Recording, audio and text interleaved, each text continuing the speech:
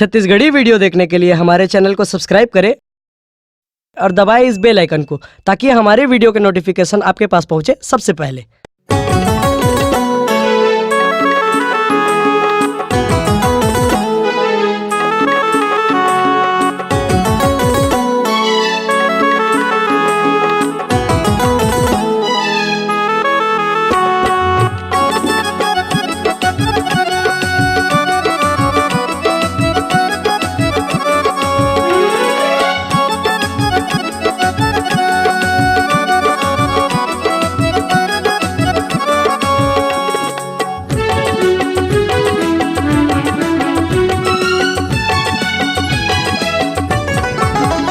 तोला देखे मैं चंदली के बजरिया माओ, तोला देखे मैं चंदली के बजरिया माओ। माया होगे माया होगे हाँ माया होगे गोरी एक नजरिया माओ। माया होगे रानी एक नजरिया माओ। तोला देखे मैं बदरा के बजरिया मांगा, तोला देखे मैं बदरा के बजरिया मांगा। माया होगे माया होगे हाँ माया होगे राजा एक नजरिया मांगा। माया होगे जो ही एक नजरिया मांगा।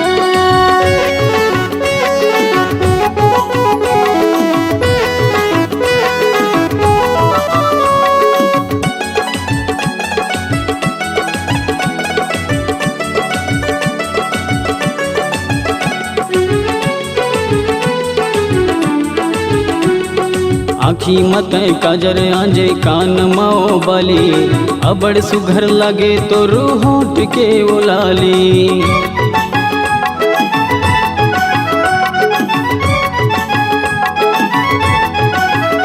आँखी मत काजर आंजे कान माओ बाली, अबड़ सुघर लगे तो होठ के उलाली।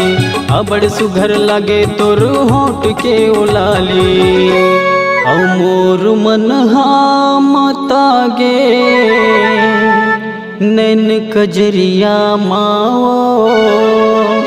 माया होगे माया होगे हाँ माया होगे गोरी एक नजरिया माओ। माया होगे रानी एक नजरिया माओ।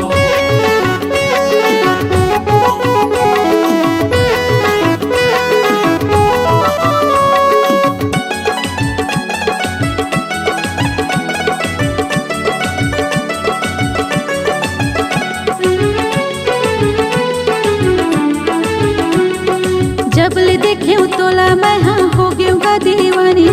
मोला तय बना ले राजा अपन दिल की रानी।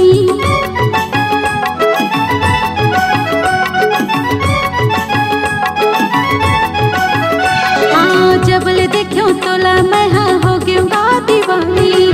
मोला तय बना ले राजा अपन दिल की रानी। मोला तय बना ले राजा अपन दिल की रानी। आओ चल न चलबो हमन माया के डगरिया मांगा।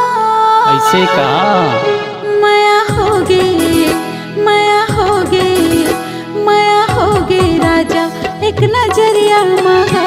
माया होगे राजा एक नजरिया मांगा।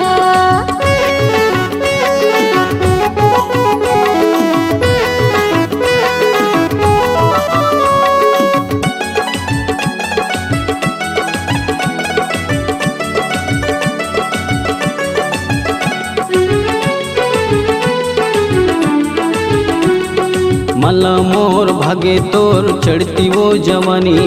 तोला मैं बना हाँ गोरी अपन दिल की रानी।